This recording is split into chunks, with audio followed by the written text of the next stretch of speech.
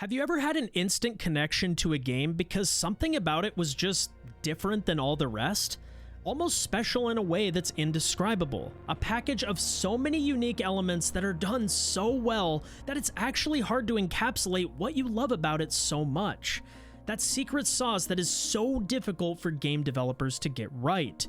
We've all had that feeling at one point or another, but where I didn't expect to find this was during a tech test for a game that hadn't even announced its release date yet. Back in April, Ark Raiders held a 5-day public tech test to gather vital community feedback on key game systems such as progression, combat, performance, and more. But it felt nothing like any alpha or even beta I had ever played before. I sunk nearly 40 hours into the game over a 5-day span, and I knew almost instantly that something about this game was just different. And when the tech test was over, I went into a massive gaming rut because all I wanted to do was play more Ark Raiders. In fact, it left such a lasting impression on me that I'm venturing out of my usual Destiny roots to cover this game as a mainstay on the channel. Ark Raiders has that secret sauce, and today I'll be showcasing why it's easily my most anticipated game for the remainder of 2025. So what is Ark Raiders? The game was originally announced all the way back in 2021 as a third-person PvE looter-shooter, somewhat similar to what you'd expect from The Division. However, Embark Studios, who many know for their development of the finals, delayed and iterated the game into the extraction shooter we know today, and you can tell how much time, effort, and care they've put into their game because they've been cooking. Ark Raiders took over Twitch seemingly out of nowhere by pure word of mouth during the second tech test back in April, and despite it being part of that hardcore extraction shooter genre that certainly isn't for everyone, previously made popular by military simulators like Escape from Tarkov, viewers seem to find Ark Raiders much more approachable and watchable than other extraction shooters before it. The genre is known for its hardcore nature and intense gaming experiences that can give you the highest of highs and the lowest of lows. The thought of losing hard-earned loot can understandably be a major deterrent for a lot of people, but Ark Raiders disrupts this formula in a very good way. They've incorporated so many quality of life features into the core foundation of their game that helps make that vicious extraction shooter cycle much more enjoyable, without it feeling overly casualized either. I find that tension and high-intensity moments are a necessary fiber of this genre's DNA, and if you fail to deliver on that adrenaline rush, people tend to lose interest pretty quickly. Embark has somehow delivered a harsh yet approachable world that constantly keeps you coming back for more. This balance can be attributed to a couple different things. The first is a simplification of the survival aspect that typically intimidates players from trying extraction shooters in the first place. You aren't surgically repairing limbs, worrying about dehydration, or managing hunger levels. Your only concern is making sure your health bar never hits zero. The second selling point is the wide range of progression systems, from an in-depth skill tree that can truly diversify your playstyle as you level up, to mastery objectives that passively earn you XP and unlock badass crafting recipes, to quest lines that unlock vendor upgrades, to even a consumer-friendly battle pass similar to the Helldivers model that unlocks cosmetics and rewards you for just playing the game. So even if a couple raids don't go your way, you're always making progress. They even give you an early game resource companion named Scrappy, a rooster that constantly loots basic necessities from the surface for you, giving you a steady flow of things like weapon parts, medical supplies, and other craftables that help you get right back into the action. Now, progression systems are great, but if you don't find the world interesting, none of it really matters. And it may sound like I'm glazing the studio at this point, but I was genuinely immersed in the universe right away. You quickly learn that Earth has been overrun by a sort of alien mechanized threat known as the Ark, a group of mysterious interconnected robots that hunt down humans and essentially make the Earth's surface uninhabitable. And with this imposing threat, we're driven underground where we've created a safe haven known as Speranza as a last-ditch effort to save the human race. And the Ark Raiders are a specialized group of humans that go to the surface to scavenge for goods that keep our colony up and running. This means you're constantly evading the Ark patrolling the surface, surface, also known as topside, while simultaneously battling other human colonies that are competing for those same scarce resources for survival. It's a gritty and believable story that grabs your attention within just minutes of turning on the game. And the world feels alive. Tension is a crucial part of extraction shooters that so many developers get wrong, but the Ark are genuinely terrifying. What may seem like a harmless patrol drone is actually a built-in alarm system that interconnects our foes, quickly calling in larger groups of robots for reinforcements that will swarm you in a matter of minutes. From bastions to hornets, bisons, and even world bosses, these enemies are brutal and completely change the way you approach the game. Pick a fight at the wrong time, and the Ark will swarm you. Get greedy with loot, and that little patrol drone you ignored has suddenly called in reinforcements. There is a fine balance between finding the right times to PvP, loot high-tier areas, or take a more covert approach to just get your quests done.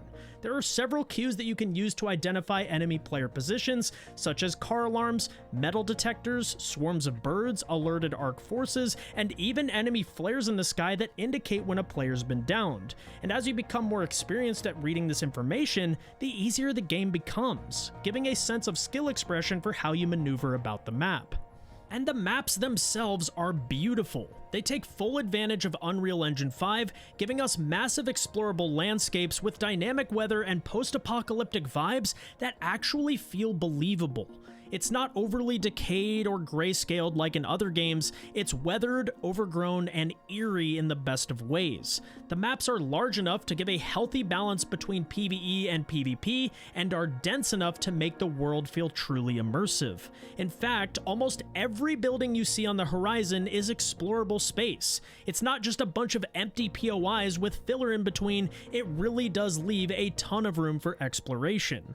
There were 3 maps included in the tech test back in April, with both day and night variations of the Dam Battlegrounds, Buried City, and Asera Spaceport available to play.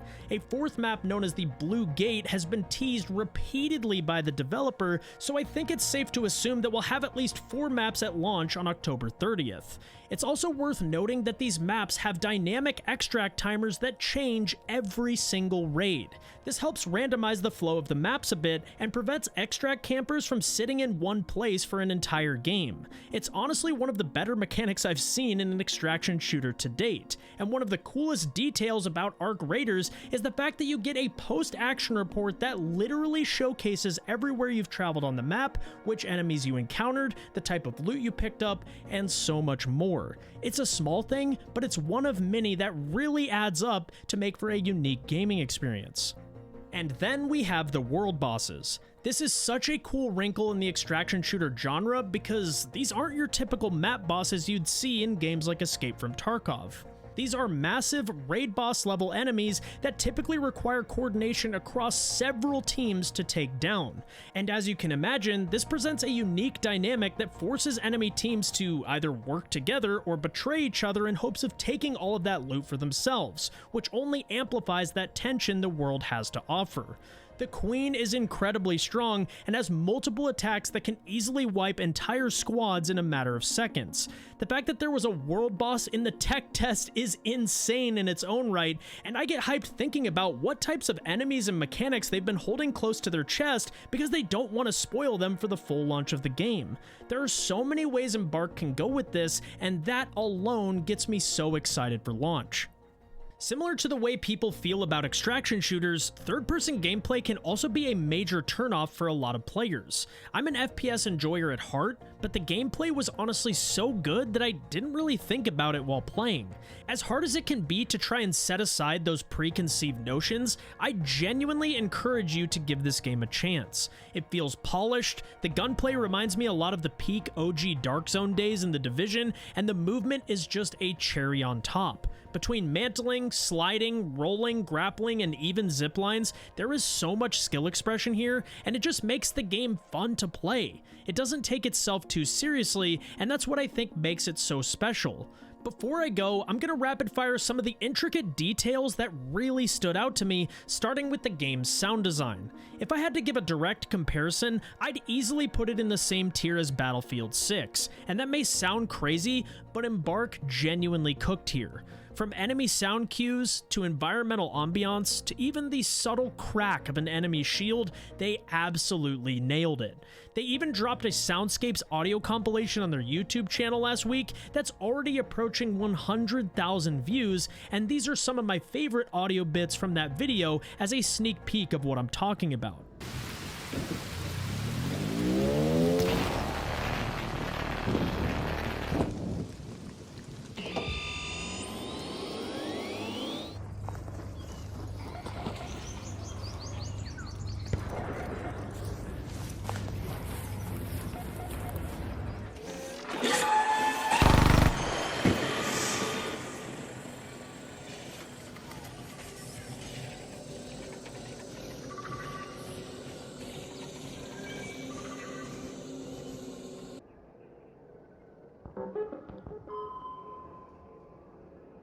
It's just so good, man. Did you know that almost all of the Ark enemies have some sort of unique strength and weakness, and that some of these enemies even have special loot interactions? Whether it be weak points that affect an enemy's flight control, a weapon archetype that excels against some of the tankier mini-bosses, or a little Roomba that may look harmless but will actually light you on fire if you get too close. But when you kill it, it'll give you materials that can either be used for crafting or used in raid as a throwable weapon.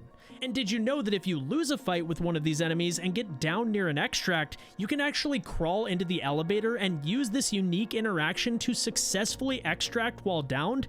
It's a minor detail, but one of many that add up to make this game incredibly special. And like any game, I'm sure players will quickly identify flaws, as is normal with any new title on release, but Embark has already shown their willingness to make significant changes leading up to launch, and I have no doubt they'll continue to do that moving forward. They've already made balance adjustments to hatches, are updating maps based on player hotspots, and enhancing basic areas to make them higher tier loot zones, and are continuing to perfect the balance of the game leading up to launch. What remains to be seen is if Embark can nail that long-term hook that has made games like Escape from Tarkov so popular for the better part of 10 years now. If they can stick the landing on the endgame, I truly believe Ark Raiders will join some of the giants in the gaming world as we know it. Well, Raiders, that's going to do it for the video. If you enjoyed, a thumbs up would be greatly appreciated as it helps others find our content, and be sure to subscribe for a ton of Ark Raiders videos on the horizon very, very soon. Thank you all so much for watching, and I'll catch you topside.